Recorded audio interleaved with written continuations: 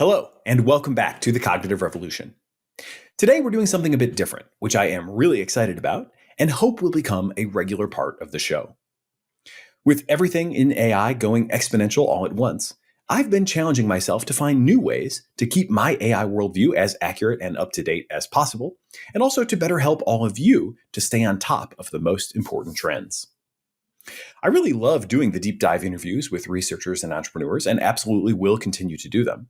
But I increasingly feel that what is scarcest and therefore most valuable in today's world is a zoomed out perspective that attempts to make sense of whole research subfields and new emerging market sectors. And so today, that's exactly what we're going to try to do. My co-pilot on this adventure is Jason Meaux, fellow AI scout and creator of the website statespace.info, where he tracks Mamba and other state space model research. Together, in this two-part episode, we'll cover the first 30 Mamba-inspired research publications, which Jason identified in just the first 90 days after the original Mamba paper. If you haven't heard my original Mamba monologue episode from December, I would recommend listening to that one first, as that episode presents a high-level description of how transformers function, what capabilities they are missing, and why I believe the new selective state space mechanism introduced in the Mamba paper marks the beginning of what I'm calling the mixture of architectures era. All that is really important background information for the developments that we'll be discussing today. And indeed, there have been many interesting developments. The work we'll cover today explores the mechanistic function of the Mamba architecture, the relative strengths and weaknesses of the selective state space and attention mechanisms, application of mixture of experts strategies to the Mamba architecture, use of Mamba models for image segmentation and other computer vision tasks, attempts to realize the promise of much longer context windows, and lots more. Along the way, we identify a number of important themes, including the use of multiple internal states, which was one of my big predictions from the December episode, the need to cast all input data types as sequences, and the use of multiple different scans over the input data to accomplish this, the emerging dominance of hybrid architectures, another big prediction from December, and the many open questions around how best to handle and what more we might be able to do with those all-important hidden states. This was a fun and intellectually invigorating conversation, and I am truly grateful to Jason for all his hard work collecting the research and joining me to break it down. He even contributed to the editing process. This was definitely going above and beyond, but he has created a clearer, more information-dense listening experience for you as a result. As part of that, he even added key figures to the video version of this episode. If you want to see those as you watch, and I do think it can be quite helpful at times, please visit our YouTube channel. We packed as many key topics as we could into these 2 hours and change. But even so, we were not able to cover everything. And on top of that, in just the short time since we recorded, there have already been a bunch more papers, including several that seem quite important. With that in mind, we see this as just the start of an ongoing series, and we look forward to bringing you another update on this dynamic area in the near future. For now, as always, we invite your feedback on the show. If you enjoyed this format of surveying a whole research literature, please do share it online. If there are other fast-moving AI research areas you'd like to see us cover in a similar way, we welcome your suggestions. And if you personally are in position to do a similar project, I would love to work with you on it. I've got projects in progress exploring the scale of data that will be required, as well as the scale of data that's available to produce next-generation models, the application of generative AI to biology, and the latest developments in brain-computer interfaces. And really, I would love to do so many more like this. As always, you can contact us on our website, cognitiverevolution.ai, or you can DM me on your favorite social network. And with that, I hope you enjoyed this sweeping overview of the first 90 days of Mamba-related research with AI scout Jason Meaux. Jason Meaux, creator of statespace.info, welcome to the Cognitive Revolution. Good to be here, Nathan. So I'm excited for this. We are kindred spirits, as both of us have become obsessed with the Mamba architecture, really as a representative of the state space moment and state space revolution, as Albert Gu calls it. So what we're going to do today is take a super deep dive into all of the Mamba-related and state space literature that has been published over the last 90 days since the original paper. And this is something I'm really glad to have a partner in crime on, because it is an unbelievable amount of information. Very hard for one person just to keep up with this in a comprehensive way. And so I was very excited to meet you online and see that you also are deep down this rabbit hole. For starters, you want to just tell the audience a little bit about yourself and how you got interested in this and how you've approached it?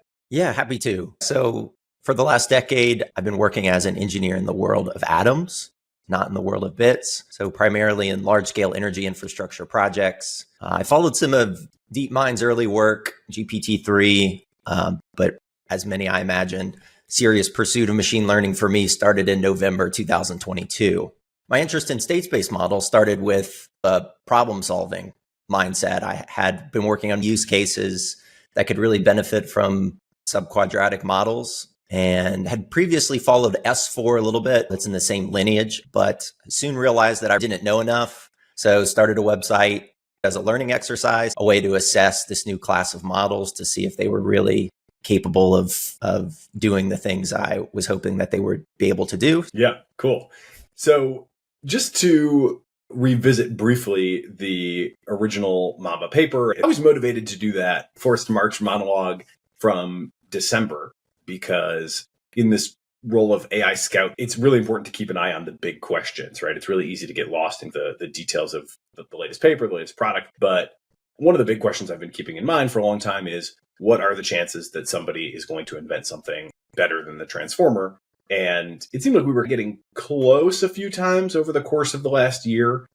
And then with Mamba, it felt to me like, yeah, this is clicking, and it probably is going to be not a successor to the transformer, but really what we now have is two core mechanisms in the attention mechanism and the selective state space mechanism that are both really powerful unto themselves. Super headline from that original paper is the Mamba architecture was beating the transformer at the core loss metric for text modeling, right? Just super aggregate. What's the loss? Look at the curves.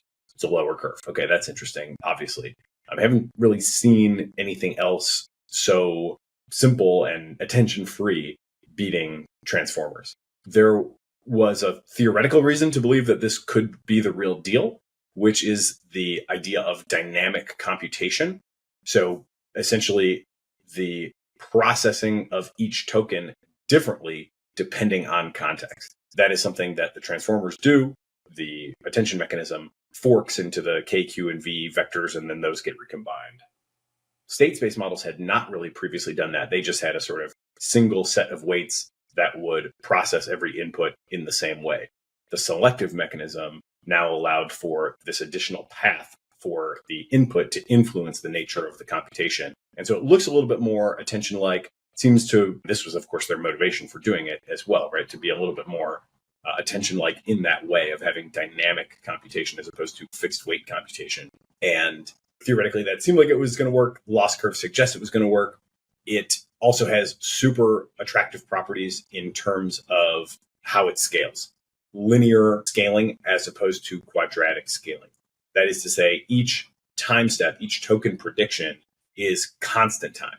And it's constant time because the state, unlike the attention matrix, does not grow over time. You've got a fixed size state that persists from one token generation to the next, and which gets transformed but doesn't actually grow.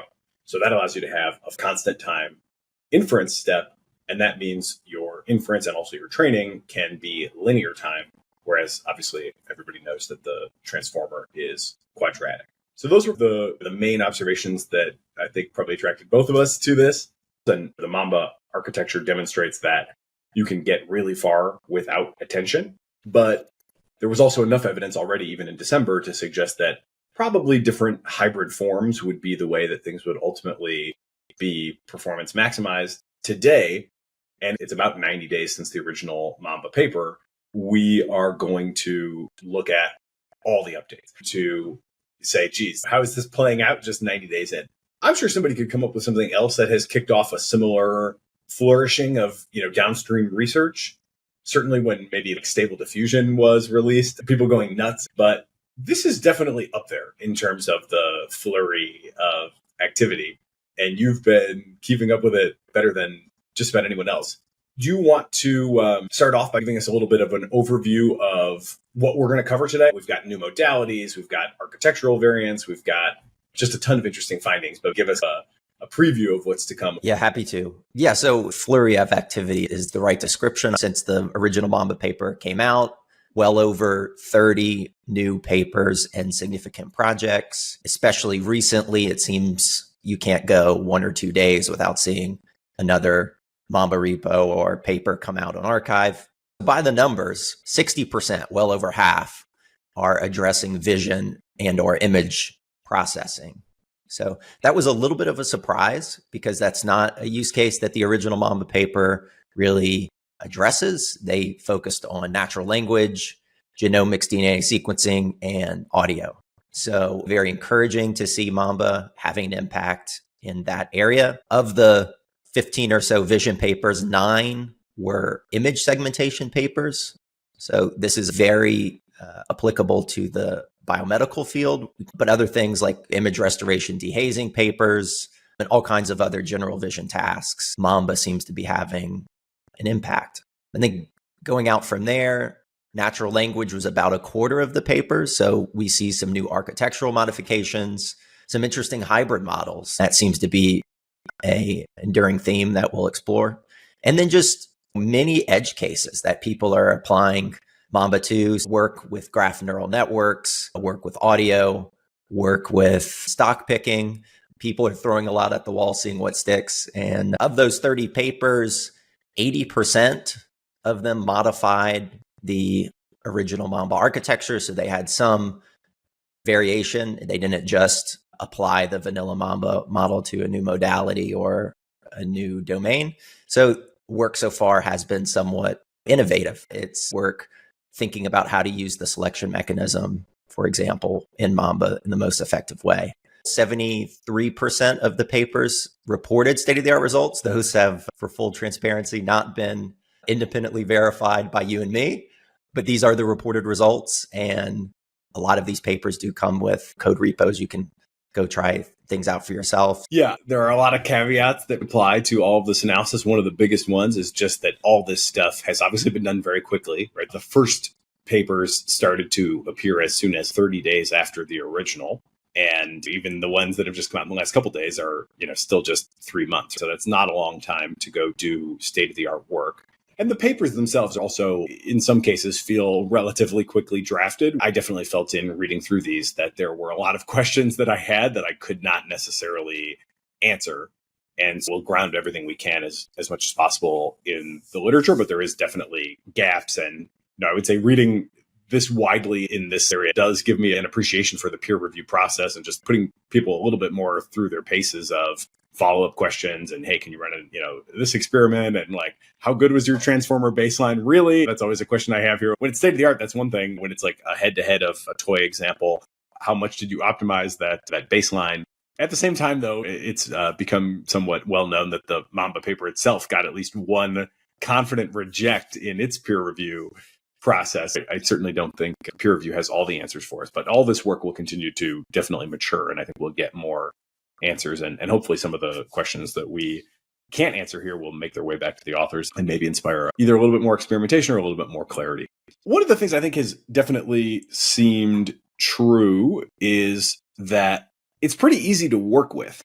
One of the very first things that came out was a blog post by a guy named Lucas Nell, who took Andrej Karpathy's Nano GPT and basically made a Mamba version. So I actually haven't spent a ton of time with Nano GPT, but it's by Andrej Karpathy, self-recommending, and really meant to be just the simplest, most bare bones, most easy to understand on-ramp to building your own and training your own GPT at a small scale, something that you could even do in a collab notebook. And so he works with that project. The reason I think it's definitely worth highlighting is it is accessible. He's got collab notebooks out there that you can also go hack on. And a couple comments that he made really stood out to me. This is a quote from the blog post. He says, "Mamba beats out transformers for this speech synthesis task," which is one of the experiments that he did. Beyond that, it was also really memory efficient, which is awesome for playing around on collab notebooks, where you continually run out of space on the GPUs with transformers. I've certainly experienced that. still quoting, I think it's a game changer in terms of performance and quality, and it's a super simple switch. A Mamba block is literally a drop-in replacement for a self-attention block. Hey, we'll continue our interview in a moment after a word from our sponsors. AI might be the most important new computer technology ever. It's storming every industry, and literally billions of dollars are being invested. So buckle up. The problem is that AI needs a lot of speed and processing power. So how do you compete without costs spiraling out of control? It's time to upgrade to the next generation of the cloud, Oracle Cloud Infrastructure, or OCI. OCI is a single platform for your infrastructure, database, application development, and AI needs. OCI has 4 to 8 times the bandwidth of other clouds, offers one consistent price instead of variable regional pricing, and of course, nobody does data better than Oracle.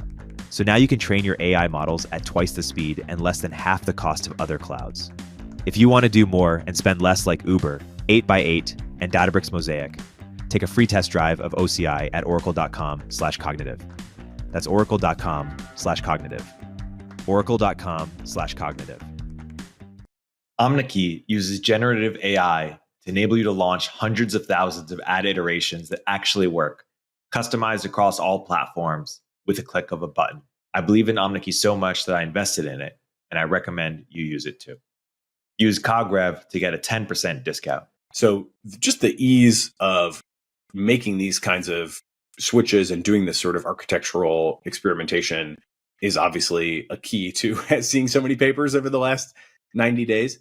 I do have some questions still around how easy it is at scale.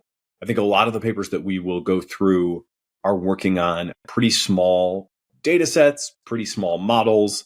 It's foundational work in a lot of cases. Okay, can this work in a new modality? How does this compare to the state of the art for, in the grand scheme of internet scale data, a very small data set? And so there may be a degree to which it is more forgiving at small scale because things can still be fast enough without necessarily taking as much care to the hardware aware algorithm as the original paper puts in. But I'd love to hear your comments because you've actually done some of this coding with the Mamba architecture as well. And I've mostly stayed at the analytical level, reading code, but not really writing code or, not training any of these from scratch myself. Could you comment a little bit on your experience of working with the code itself? Yeah, absolutely. Yeah, Mamba's, I would say, overall been a very pleasant experience working with, and certainly credit to the original creators of the architecture to think about that. It does seem to have the feel of a kind of drop-in replacement for transformers in certain parts. I will say that it's always encouraging to see when a brand new model architecture like this can work with the existing libraries that are popular and that train models. Some of those are things like the Hugging Face training library. There's something called FSDP, which is this idea of I want to do a big training run. I have a cluster, so I want to shard it. So you have an option to do fully sharded training. And the good news is Mamba seems to be compatible with that library. And so I've successfully been able to train quite a few Mamba models for little experiments, and it works great. In your work so far, have you had to get down to the CUDA layer and tinker with the kernels at all, or has it been all at the Python orchestration layer? Yeah, good question. No, my investigations into the CUDA layer have been simply curiosity. It's worked out of the box, have not touched that. One of the original authors of Mamba is known for writing incredibly performant CUDA code, TreeDAO. And so I would never want to accidentally modify some of his work in a way that would cause some of my work to go sideways. So I'm, for the time being, trusting the CUDA code that's been written. It's been great. Cool. So actually, one question, one thing I've been realizing in general through reading all this literature is that it's often not super obvious how the state is being handled. Again, to remind everyone, the state is this substitute for the attention matrix in that it's an encoding of everything that has happened in context up until now. But for the Mamba architecture, you don't have the ability to look back at all of the previous tokens and figure out interaction with each token. That's how attention works. In the Mamba situation, we've got the state gradually gets modified with new information. In the earlier versions, this was a fully deterministic encoding that was designed from first principles. Now we've got this selective mechanism, so there's a learned aspect to the encoding as well. This is super exciting because it has the promise of creating a long-lived memory, essentially, that could, and they demonstrate this in the original paper, particularly on DNA more so than language, which is interesting. But they do demonstrate that it can handle super long sequences. And for anybody who's been frustrated by the fundamentally episodic nature of transformers, where you're always trying to figure out what context does it need, how do I efficiently manage that, context windows are getting longer, that's still a challenge. The promise here was that you could build up a state over time, potentially save that state, potentially fork that state, and all sorts of interesting things open up when you have this state. One thing that I did get wrong in my original episode was an analysis of how much SRAM there is on the A100, which was used to do this training. I had said that it was a couple hundred kilobytes, and I had inferred that the state, because the hardware design here is about keeping that state in the SRAM, which is the form of RAM that is closest to where the actual computation happens. It's much smaller, but it's immediately or functionally immediately accessible for the purposes of computation. Whereas the high bandwidth memory is in a typical transformer structure where like all the parameters sit, but you have this need to load these things in and out of the high bandwidth memory into the SRAM to do the computation. So here the state can stay in this SRAM. And I had thought that because one of the ways that the specs are presented by NVIDIA is that it's a couple hundred kilobytes. Actually, a listener reached out to me and said, that's actually per computation core. So in aggregate over the entire A100, you're looking at more like a few tens of megabytes SRAM. But this has me realizing a little bit that I don't have a super crisp understanding as to exactly what is the state and how is it handled.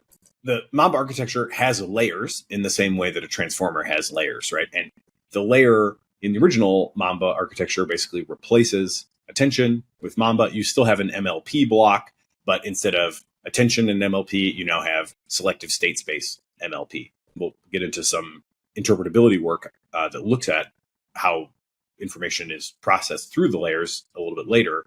But how is the state handled through those layers? Should I understand that each selective state space mechanism has its own state? And would that in practice mean that if there's 20 layers, are there 20 states, each one for its own selective state space mechanism? Or is it like one state that is shared across all of those and is being modified? For something as fundamental a question as that, I feel like I should have command of that answer, but I don't feel like that's been stated very clearly in any of the papers. So we haven't discussed this actually, so I don't know if you'll have the answer, but maybe it's clear from your deeper dive into the code. Yeah, it's a very good question. So I'll think about that to the best of my ability. You covered really well the key differentiation with Mamba versus the previous state space models is that they are input dependent and time varying. There are parameters. If we could pull up the original paper, there's an excellent diagram comparing the S4 mechanism to the S6. The main difference being in S6, there are a few of the dimensions that are chosen to be dependent on the input, dependent on L. So those parameters are B, C, and delta.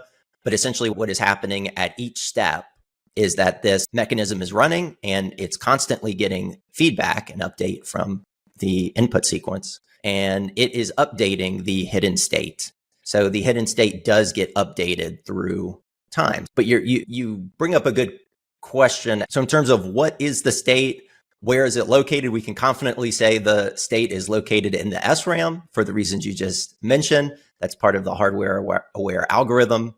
It needs to live there. Yeah, some of the specifics for me personally are definitely still a little bit hazy. Yeah, it's interesting. It may not even matter all that much. A lot of times these things that seem like they may be fundamental, it turns out you can do it either way, or maybe you do it one way with a skip connection and it ends up working very similarly. So I'm not sure how critical that distinction even is, but it is an interesting reflection of, for as much time as we've spent studying this, there are some things that are just like very low level implementation details that the papers don't really make super clear and which I think everybody's still collectively in the process of figuring out. So keep that level of uncertainty in mind as we go through a lot of different angles on this. So basically from here, I think we're going to organize this into a series of deep dives.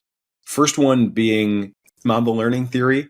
That is to say, what can we say at this point about the relative strengths and weaknesses of the architecture as compared to transformers? When we see something that has this memory advantage in theory, then we wonder maybe it has some weaknesses. Sure enough, as people are digging in, we are starting to see some differences, some things that the transformer doesn't do well that Mamba can do much better, and vice versa. So the competing strengths and weaknesses, and that naturally leads back to the hybrid forms outcome as well. So that'll be one section. Another will be looking into mixture of experts variations. Obviously, mixture of experts is a huge trend in general. And we've got a couple papers already showing how that can be applied to Mamba.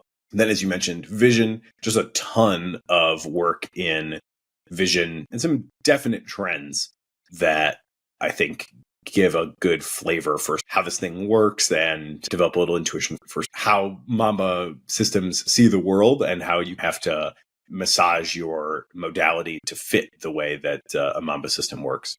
We'll also have a bit of interpretability along the way, and we'll get also to some experiments on actually using the super long context.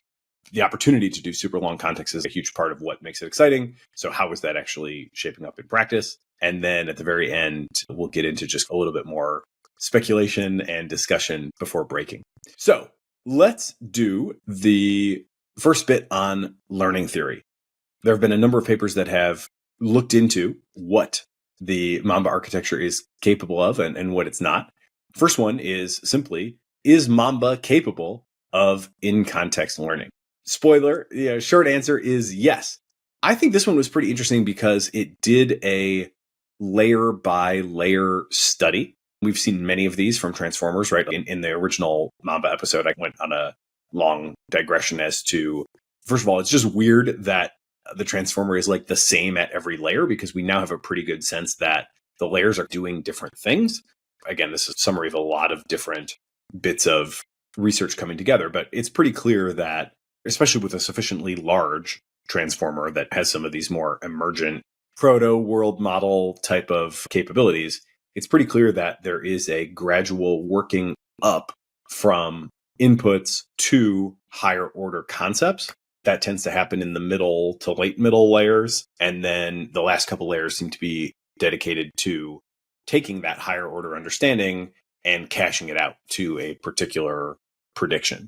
And sure enough, we basically see the same thing in this paper. And by the way, the authorship of all these papers, incredibly global. We are seeing folks from literally all over the world. I would say it is probably a minority that are from the United States, definitely a minority from California, and folks from Europe, folks from Asia, a lot from China, Hong Kong, some from Korea. It really has been remarkable to see how far this and fast this idea has traveled. So this one in particular is from the Istituto Italiano de Tecnologia and also the University of Friedberg. So I guess that would be Italy and Germany, a collaboration. They're basically showing that, yes, the Mamba architecture can do in-context learning at a high level. Yes, it can. And that we are seeing a gradual refinement of its understanding as it goes through the layers. This work reminded me a lot of Logit Lens, which is one where you look at the activations at every layer and say, if I had to make a prediction from the activations right now, if I just jumped from whatever layer I'm in, if I jumped from this to the decoder and immediately had to decode these activations, how well would I be doing? This is pretty similar, and basically finds that in the early layers, you're not doing very well. Pretty gradually, pretty consistently, as you go through the layers, you are seeing an evolution of the activations such that your predictions get better and better all the way to the end. There are a little bit of bends in some of these curves. I wouldn't say it's super linear or super consistent through the process, but definitely the trend is pretty clear there. Any comments or reflections on in-context learning? Yeah, it was very interesting work. We had never seen a Mamba paper up to that point that did that type of analysis. So good to see. The next one I would say is pretty similar. It's Othello Mamba. And again, this is directly inspired by earlier work on a transformer. There was a project called Othello GPT, which I believe is a Neil Nanda solo, or possibly one that he supervised. Why don't you take it? Give us the kind of original Othello GPT and now the new Othello Mamba. Hey, we'll continue our interview in a moment after a word from our sponsors. The Brave Search API brings affordable developer access to the Brave Search Index, an independent index of the web with over 20 billion web pages. So what makes the Brave Search Index stand out? 1, it's entirely independent and built from scratch. That means no big tech biases or extortionate prices. 2, it's built on real page visits from actual humans, collected anonymously, of course, which filters out tons of junk data. And 3, the index is refreshed with tens of millions of pages daily, so it always has accurate, up-to-date information. The Brave Search API can be used to assemble a data set to train your AI models and help with retrieval augmentation at the time of inference, all while remaining affordable with developer-first pricing. Integrating the Brave Search API into your workflow translates to more ethical data sourcing and more human representative data sets. Try the Brave Search API for free for up to 2,000 queries per month at brave.com/API.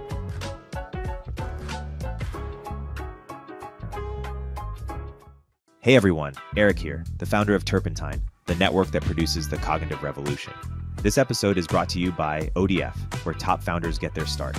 ODF has helped over 1,000 companies like Traba, Levels, and Finch meet their co-founders and go on to raise over $2 billion. Apply to the next cohort of ODF and go from idea to conviction on what's next. Startups change the world. They can also change your life. Is it your turn? Learn more at beondeck.com/revolution. Yeah, sure. Basically, it was a repo that came out where we realized that these models had the capacity to play board games. Anyone who's been following machine learning, of course, knows like the heavyweight work there has been a lot of DeepMind work as well as other labs like OpenAI. But games have been an interesting thing to apply to models to stress test them. It's not just, are they good at the game? So do they have some % of win rate, but do they understand the rules of the game? How often do they try to play illegal moves, for example? So you can imagine how this would extend to other board games and sort of stress test, are these models really capable of reasoning and understanding? Yeah, I would emphasize too, in this particular project, these are pretty small models. So the size of the transformers under consideration are 11 million and 21 million parameters, and the Mamba versions are 9 million and 17 million. And so these are not really intended to be state of the art in terms of their performance at the game. They're not an Alpha Zero competitor, but what they are really useful for is demonstrating the reasoning, as you said, but also allowing a window into how is it doing what it's doing.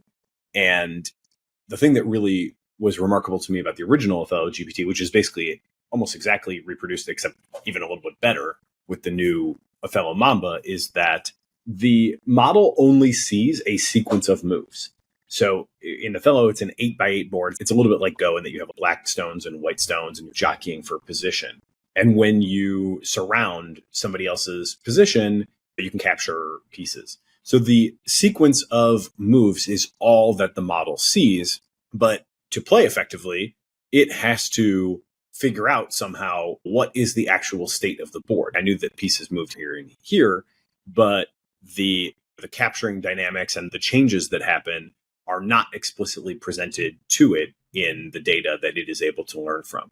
So the question then, and this is a toy question, obviously relative to the super big philosophical questions on the state of the art, frontier models today, where people are like, does it have a world model? What does that mean? One way to try to get at that is to say, let's look at this much reduced world, right? Where if we think that we might be getting some sort of world model in frontier models purely from next token prediction, can we create something that's like that in a small model where still all we're doing is just a sequence of tokens, but we know that there is a higher order board state in this case that you really would presumably want and need to understand if you're going to play the game effectively. So what is really amazing about this is that the model is found pretty clearly, in my view, to develop, again, purely from a linear sequence of moves, a state of the board that does take into account these capture dynamics. And it essentially learns the rules of the game and a two-dimensional representation based on just this pure sequence of moves. So I think that's a pretty remarkable finding. The way that's done in both the Othello GPT and the Othello Mamba is by just a simple linear probe. So basically, you are taking the activations, training a single vector that you will then use to project that set of activations onto a two-dimensional board state. And so you are training this little thing, but you're training it to essentially interpret the information that's there. The hypothesis is that the information might be there, but we can't read it, native just with human intuition. So instead, we'll train this little thing to help us read it, map it onto the board state, and then we can see how accurate is that representation of the board state. So it's not perfect, but it was definite news and clearly of interest when the Othello GPT results came out, and the board accuracy there was in the mid 50s, 55 and 57% board accuracy. Whereas with the new Mamba version, we are seeing 67 and 71% board accuracy for the two different model sizes that were tested. So significantly more accurate representation of the board state. Possible room for artifacts in there. Maybe there are idiosyncratic reasons. We're not exactly measuring the internal state and the accuracy of the internal state. What we are measuring is the ability for a linear probe to decode that successfully. So presumably that's not perfect. And the internal state, it would seem likely to me, is like a bit better than this measured result. Nevertheless, it's getting reasonably accurate.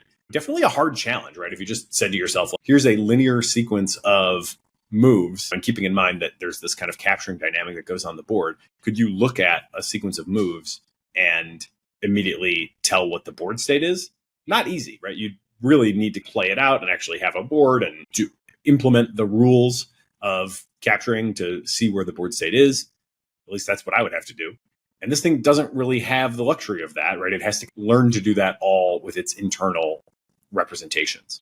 So to me, this is a really notable result because the original result is so notable and it works basically the exact same way, and the accuracy is higher, and you see the same pattern of, as you noted, and the way they do this is they'll train one linear probe for every layer. The idea being that the representation is different in the different layers. And so you maybe could just have the same probe that would decode all the layers, but for best performance, they train a dedicated probe for each layer. These things are so quick to train, that's not really a problem.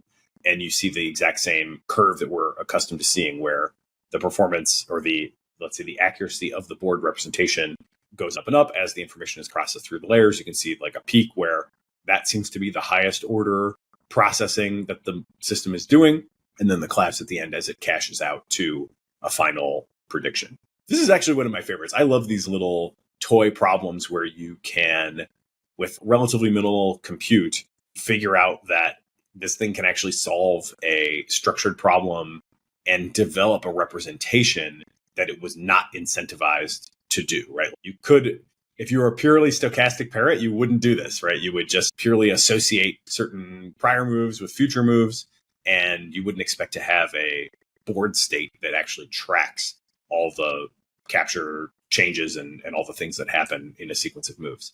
So I thought this one was super cool. There are some interesting limits.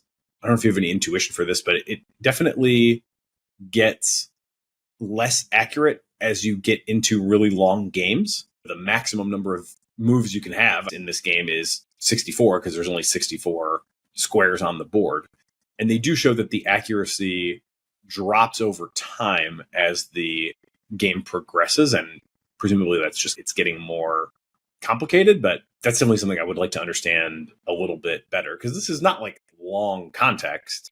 It's just complicated. Maybe a bigger model would do it better. More training would presumably help. But at least in this version with the resources thrown into it, you do see accuracy declines as you go from the early moves. It's very good. And then if you actually play all 64 moves, by the very end, it's not able to do it anymore. So it is still definitely finite in its capabilities at this scale. I wonder what's your gut say if we took Othello GPT or Mamba for that matter, gave it more data to work with? How do you think that would play out? Would it be able to handle the full up to 64 move game? My gut would say certainly sizing up the model parameter wise would be important. You always want to A/B test things to try to understand. It would be interesting to freeze that result and simply size up the dimensionality of the state and then try to repeat the experiment. I think this is like the new way of working with these state space models like Mamba. What is the mechanism underlying this model that's creating this effect? It's hard to say. And I'm very excited by the game work that's going to be coming. So far, we've seen one chess model, an 11 million parameter chess model with Mamba. That's only training on 18.8 million games. It was done by, on Twitter, @HaleyStormC. And although it does make illegal moves and it isn't perfect, I did have a 37% win rate versus Stockfish level 0. Just asking Perplexity how strong Stockfish level 0 is, and it says that it is an ELO rating of around 1200. Generally considered to be novice in the chess community, it is a significant milestone for beginners who have improved from lower ratings. So a milestone for early players is what we're able to compete effectively with just an 11 million parameter Mamba model. That work actually is going to get scaled up, and we should see a 50 million parameter Mamba model play chess relatively soon, which is good because there's quite a bit of work by Adam Carvonen, who's trained transformers on chess. So we should see some really good apples to apples comparisons in chess as well, just like the GPT work you just cited. So that's coming. Yeah, interesting. One other little note on this Othello Mamba 2 is, and of course their plan is to scale this up and look at other games as well. They report that it is more data efficient, meaning like it achieves the same performance with fewer examples, which is interesting. But they did report that it took longer to train than a transformer of the same size. And they are working on an A100, but they said it was 7.6 times longer to train than a transformer of the same size. And they also note that messing a little bit with the batch size changed that significantly. They moved the batch size from 256 to 64. And then after that adjustment, it became still slower, but 3 times slower as opposed to the 7.6 times slower.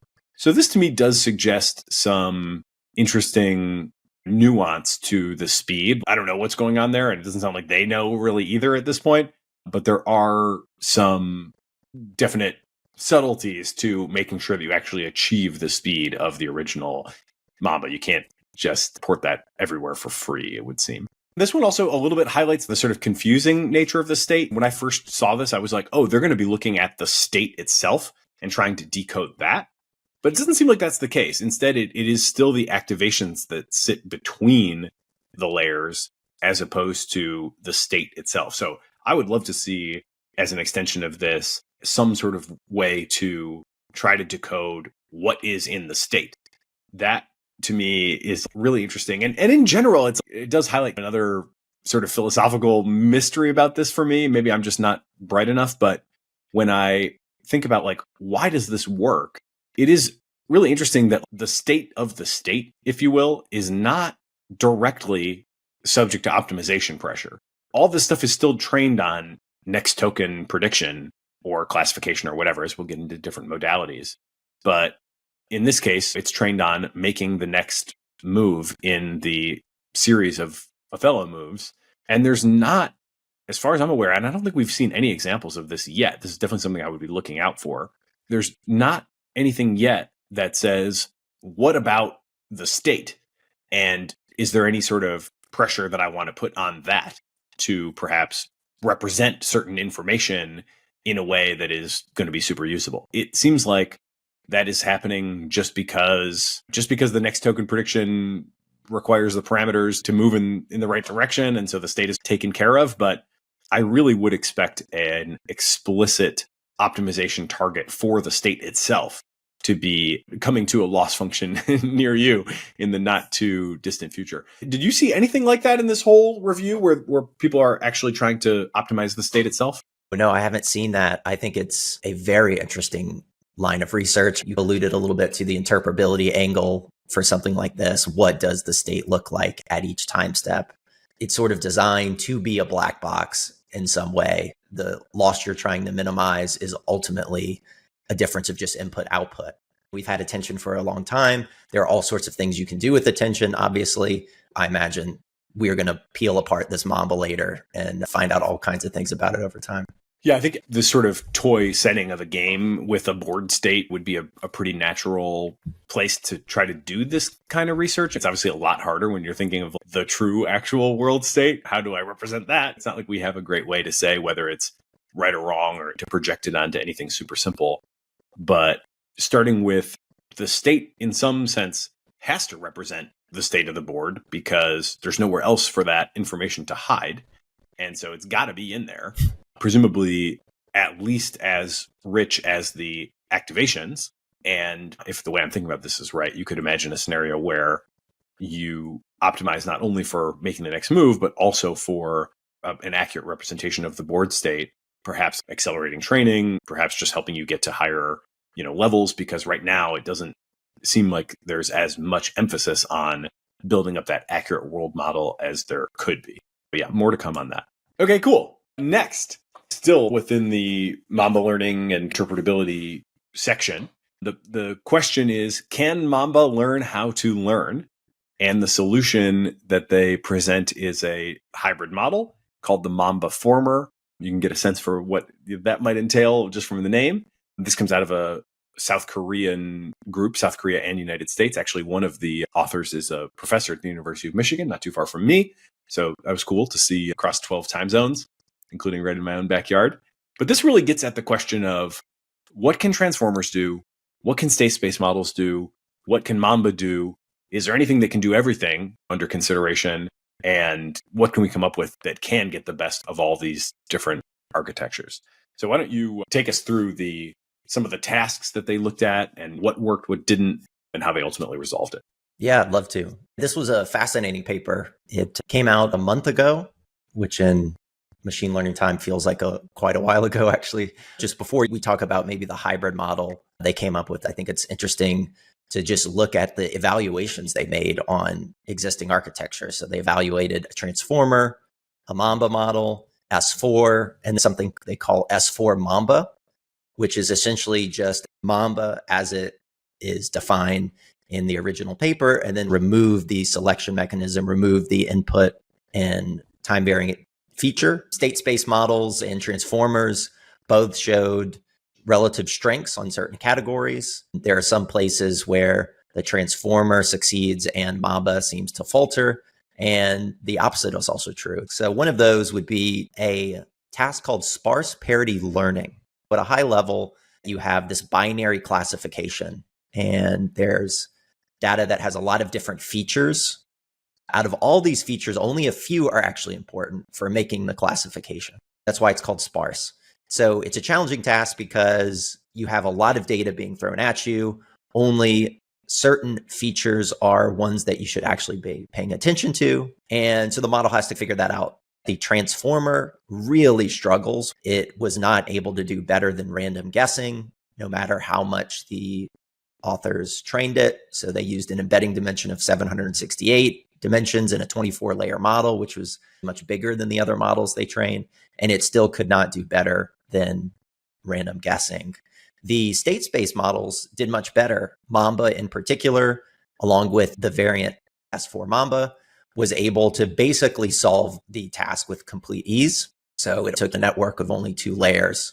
Another one where Mamba did well was the mini outlier linear in context learning task. This one's similar to the last one, except it's trying to learn a simple linear regression. So you take like a linear equation and you have a mixture of what we could call clean inputs and outputs that are associated with a function like that. And the trick is to actually mix those clean values with noise. So the algorithm they chose introduced noise in the form of ones and zeros at a 90% probability. So 90% of the time, the model is having to deal with what is essentially noise. And this is an area where transformers actually were able to perform the task to a certain degree, but Mamba at pretty much every step of compute is performing clearly better than the transformer. And so the question for those two evaluations, what can we glean? What does it really mean for Mamba to be performing better than really what has been the state of the art for a very long time? It is the capacity to deal with irrelevant context. And it's also surprising, though, because really the model that has the superior memory is going to be able to have a better chance of solving these problems. Transformers are typically thought of with attention to have a more precise, better, fuller memory, but that doesn't really play out. Mamba is clearly getting an advantage here. I do want to also cover the tasks where Mamba really struggles. So on the flip side, there are some tasks that Transformers really excelled at, Mamba struggled with. Something called multi-query associative recall. So this is a kind of an interesting eval. It's not necessarily in context learning, but it is a very good stress test of the capabilities to recall information. And the way that this evaluation is created is you have these series of key value pairs that get fed into a sequence. The example they give, you have a letter and a number. So A4, B3, C6, and then you can introduce a query that now tests the model to remember what was the key value for A, B, C. And you can push that as far as you want in terms of context length. And Mamba, it's not completely a fail at this task. In the paper, in fact, they do something interesting, which is they control for recurrent state size. So they try to remove the advantage a transformer will have when it uses full attention. And so they control for that at very small recurrent state sizes. Mamba way outperforms transformers at being able to recall these key value pairs. But up to a certain point, when attention is really able to fully maximize what it's capturing, transformers easily solve this task. There's no variation at all. Whereas Mamba sort of plateaus close to 90%. This is a task that's somewhat memory intensive. It requires high precision. You never know how these synthetic tasks actually translate to the real world. I think that's important to remember, both for the positives of what we just discussed with Mamba and state space models, but also some of the negatives like this one. But it is certainly telling us something about what's going on. Yeah. So first of all, let me just make sure I can describe the tasks, and then I'll offer my working theory. So in the first one that you described, which is where the transformer fails, but the Mamba succeeds, the sparse parity, this seems to be a lot of noise, a lot of irrelevant information. You said in the one case it was 90% just random stuff, and then the signal is all in the other 10%. And then in contrast, the one where the Mamba architecture struggles and the transformer succeeds is when you have a established pattern earlier in the context, and now the challenge is basically to be able to recall from that earlier established pattern and reuse it now to complete the task.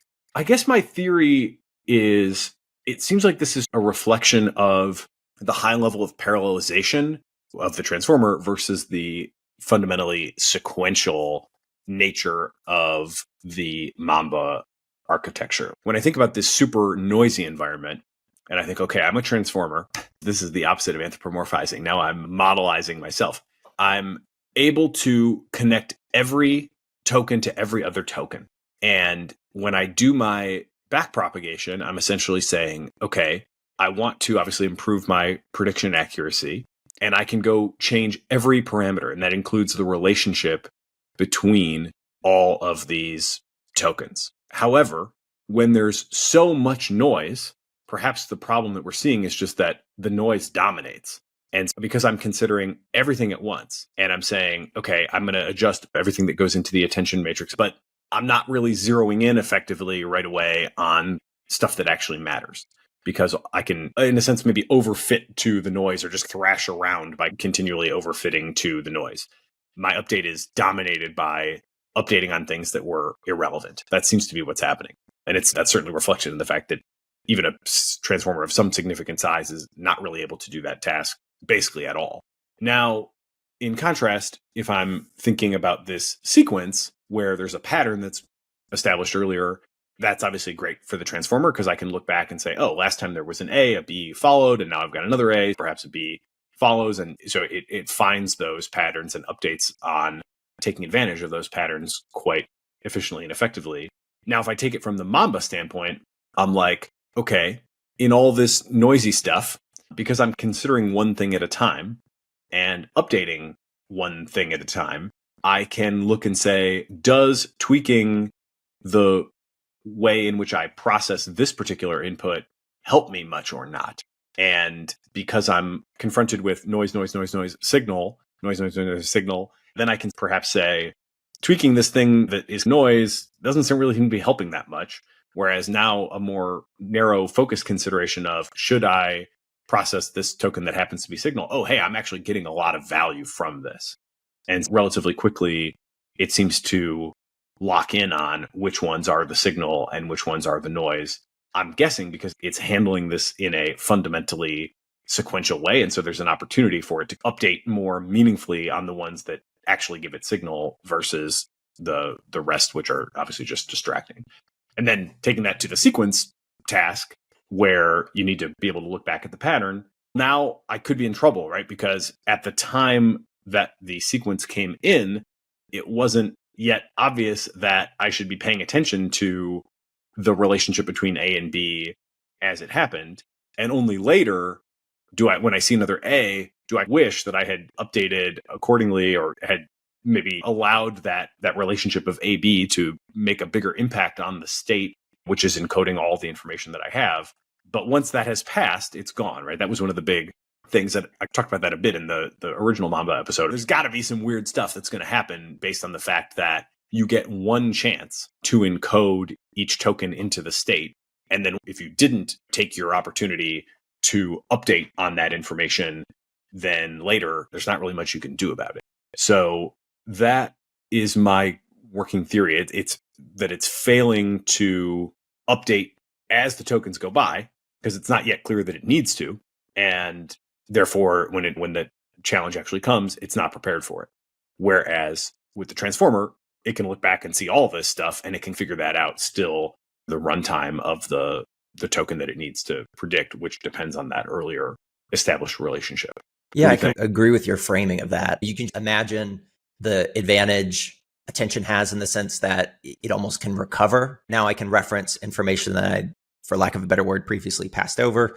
Yeah, Mamba is not quite working that way. I think your framing of the problem leads elegantly into the solution the authors had for this paper, which is acknowledging that there's something about attention that is advantageous in certain tasks, and there's something about some of Mamba's properties. And so they decided to try a hybrid architecture to, in one model, can we take the advantages of both and combine them to go through these evaluations successfully? And so that's what they did. They look at the transformer consists of a multi-head detention and a feed-forward layer. And then Mamba consists of two Mamba layers. And so they define these two ideas of hybrids.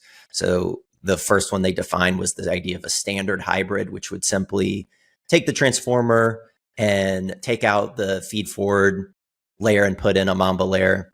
And so they even test that a little bit. It's not quite as promising as the one they ultimately land on, which is what they call Mamba Former, which is the same thing. Keep multi-head attention, add the Mamba layer afterwards, but take out the positional embedding and put a Mamba layer in that way. The results they got were great. They were able to go through every one of those evaluation tasks and solve them. So here's like a great indication of a theme that you and I have talked about, which is when in doubt, think about what can you do with hybrid modes? How can you bring in these different mechanisms together in a single model? Now, they don't necessarily test, do we still have inference efficiency? They don't necessarily test, could we train a model like this as quickly and efficiently as the base architectures?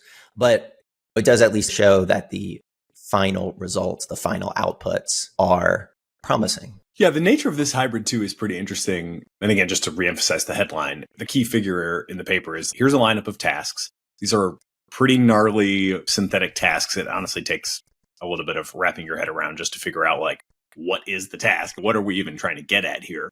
Because they're all a little bizarro. But you've got the ones where you got multiple columns and it's, okay, here the transformer can do all these, but it can't do this very well. Mamba notably can do all the ones the transformer can't do, but has its weaknesses. And then sure enough, the Mamba former can do all of them. So it's best of both worlds sort of solution. What was really odd to me is that they take out the feed forward portion entirely. In the past, we've seen the original Mamba takes like attention away and brings the selective state space in and still has a classic feed forward. Here, the feed forward goes away, and now you have both the attention and the state space. And I would guess that's not going to be the final form. It feels like if anything has stood the test of time in machine learning, it would be the NL layer. And it seems like that is where facts are really typically stored in language models. So I would not expect that you could scale this particular hybrid up to large-scale language model tests. Instead, I would guess that you'd probably have some hybrid like this still with a MLP block, because otherwise I just don't see how you would recover all the factual storage that seems to happen there. This is toy problems. It's definitely really interesting for kind of a study of mechanism and definitely strengths and weaknesses. My guess is this gets built on in a bigger model, bigger data set, more realistic task setting with the MLP layer coming back. And it is another instance of, it seems like everything is working. When they replace the positional embeddings with another Mamba block, to me, that was like flashbacks to the original attention paper, where the original positional embeddings seem insane to me from the get-go. And it's like, wait, you do what?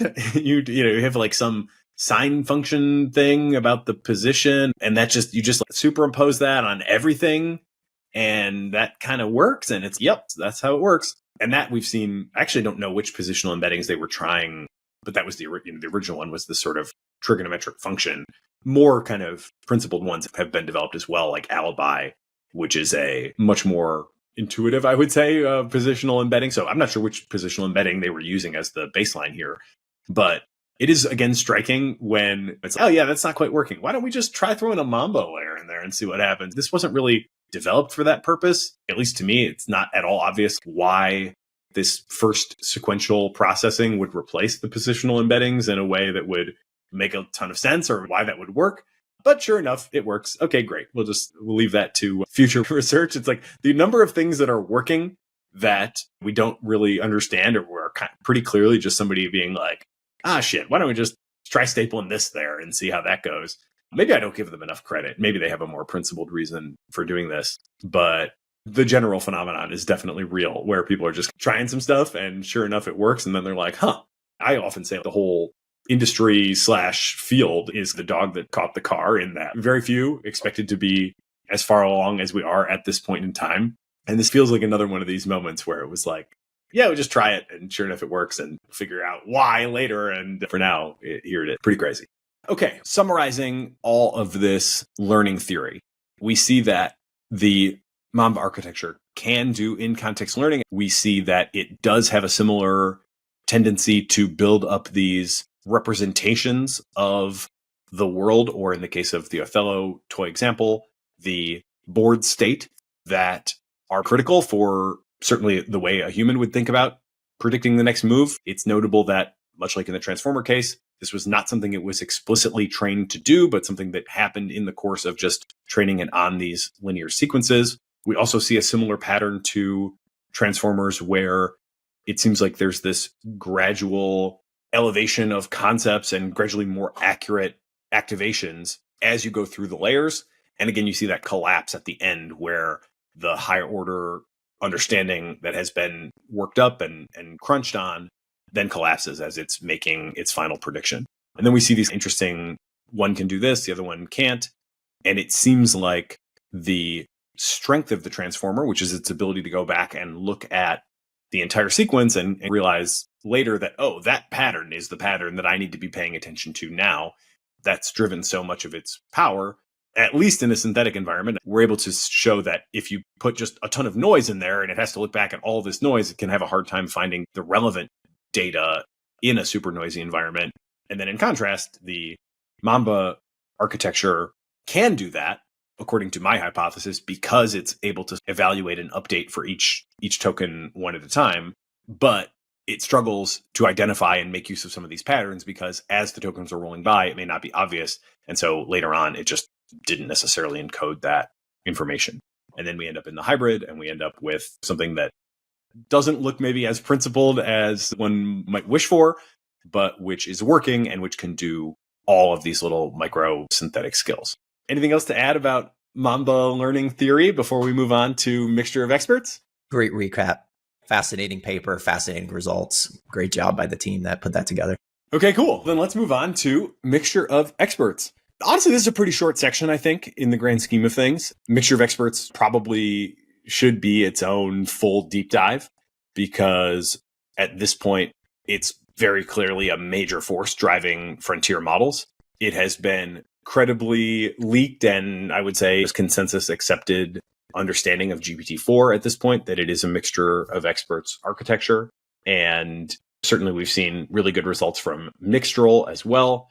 And then most recently and arguably most notably, Gemini 1.5 was also described as a mixture of experts architecture. So we've got multiple models at the frontier that are apparently built on the mixture of experts structure.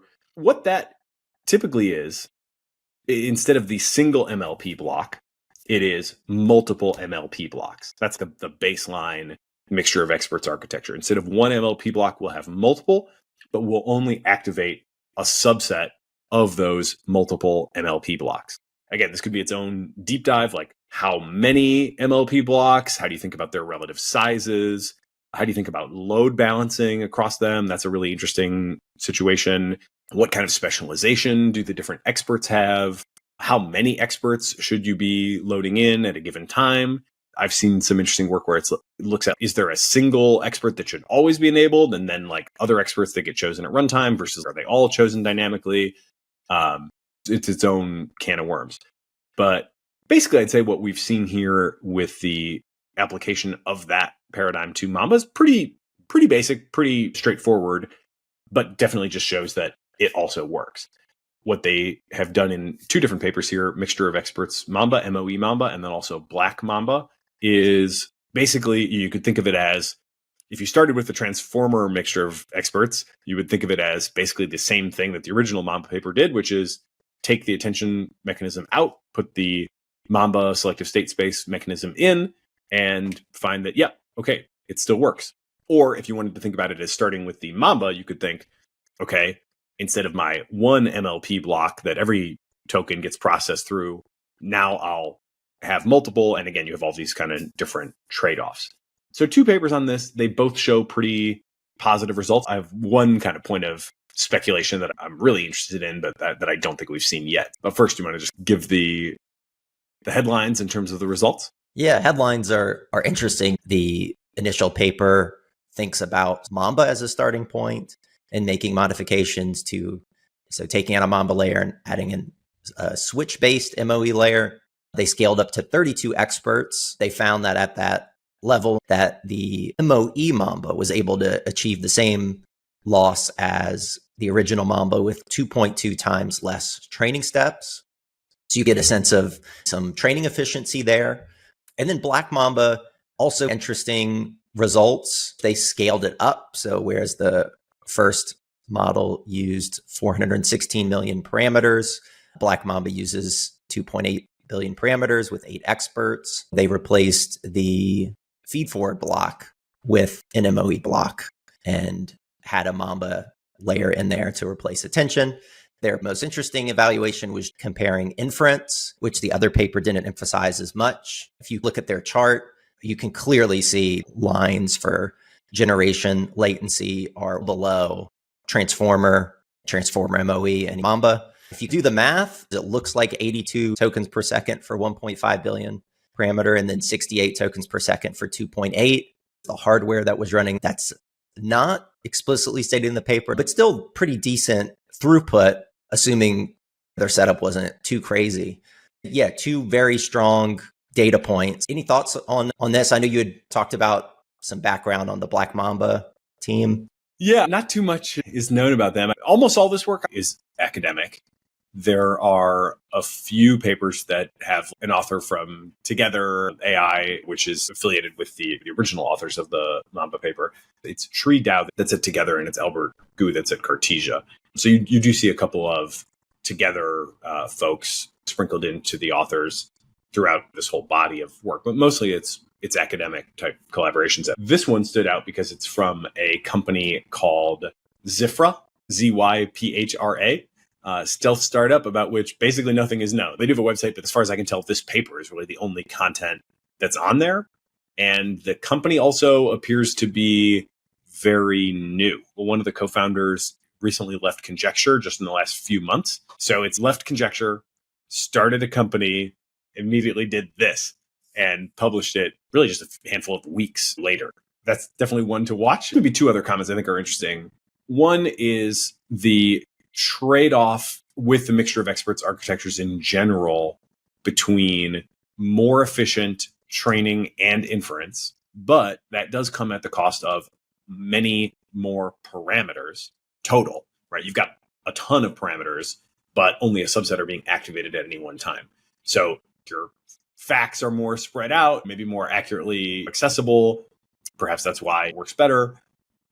You do have to set that up to actually productionalize this on an increasingly complicated hardware foundation. You can't just have them on a hard disk somewhere. They need to be in high bandwidth memory so that they can run quickly when they're called upon. And to do that, you need to have arrays of GPU, each with, experts sitting on them waiting. It definitely seems to suggest an advantage for your big tech incumbents with this kind of work, because who has that sort of infrastructure sitting around? The likes of Google, right? They've been building out cloud infrastructure and figuring out how to route things and how to load balance since long before most of these other companies were even started. And the capital that they have and the sort of software layer that they have to manage that complexity definitely seems like a huge advantage. Like, even if you had the weights for GPT-4, it would not be easy to set that up. If you just think, okay, there's 80 gigabytes maybe of high bandwidth memory on a single GPU. If I have 2 trillion parameters, I'm going to need more than 10 GPUs just to set the thing up. And then I have to get into the load balancing and all these other sort of interesting challenges. So I think that is just a really interesting observation that, like, open source is going to have a hard time catching up on that front, right? You could maybe have open source models, but you're still going to need like infrastructure providers to support that kind of work. So that's one observation. And then another thing I think I'm looking for is swapping out the state space portion of the architecture as opposed to the MLP layer. It seems like probably should work, or at least there is some version of it that should probably work, but I don't think we've seen anything like that so far. In the broader mixture of experts architecture literature, there is some work about swapping out the attention portion. And again, it's like relatively not that deeply explored, it seems, as compared to the just swapping out the MLPs. But there is some work there, and it does seem to be viable. So this is one where I think, geez, the selective state space, if that's the sort of not replacement for in the big picture, but that's the kind of analog to attention that figures out how are we going to compute on this particular input special way that's not uniform across all inputs, then it would seem natural that would also perhaps be swappable. And maybe you would need some kind of, again, I get very speculative here, but just thinking back to the last one where it was like, what works best if we put a Mamba layer first and then we get into our hybrid. I could also imagine something similar where it would be like process the sequence through an initial Mamba or some initial kind of workup, and then start swapping perhaps both the selective state space and or the MLP layers as well. So I don't think we've seen the end of mixture of experts, certainly writ large. It seems like it's going to be a huge force, and I would definitely expect to see more work looking at more intricate sorts of swapping. This right now is the switch transformer, your vanilla MOE standard. It would be the baseline for many points of comparison in the MOE work from what I've seen. And basically just showing that, okay, you can bring this over here and it works, and you can scale it up to a decent degree and it works, and you get some of the same benefits in terms of takes less compute to get to a similar level of performance. What comes next, though, I think is probably a lot more intricate and perhaps unexpected forms of figuring out what to swap out under what conditions, what has to be pre-processed before that'll work, et cetera, et cetera. Okay, that's the end of part 1 of Mamba-Palooza. In part 2, which should be out by the time you're hearing this, we get into all of the image segmentation and other computer vision applications of Mamba, as well as various projects that begin to realize the dream of super long context windows. Plus, we get into the potential problem of rotting internal states, and even explore a little bit of how these hybrid state space attention models are already beginning to be used in the context of biology. There's a lot more to come. Can't wait to see you there. It is both energizing and enlightening to hear why people listen and learn what they value about the show. So please, don't hesitate to reach out via email at tcr@turpentine.co, or you can DM me on the social media platform of your choice. Omneky uses generative AI to enable you to launch hundreds of thousands of ad iterations that actually work, customized across all platforms with a click of a button. I believe in Omneky so much that I invested in it, and I recommend you use it too.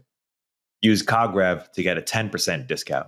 Turpentine is a network of podcasts, newsletters, and more, covering tech, business, and culture, all from the perspective of industry insiders and experts. We're the network behind the show you're listening to right now. At Turpentine, we're building the first media outlet for tech people by tech people. We have a slate of hit shows across a range of topics and industries, from AI with Cognitive Revolution to Econ 102 with Noah Smith. Our other shows drive the conversation in tech with the most interesting thinkers, founders, and investors, like Moment of Zen and my show Upstream. We're looking for industry-leading hosts and shows, along with sponsors. If you think that might be you or your company, email me at eric@turpentine.co. That's ERIK@turpentine.co.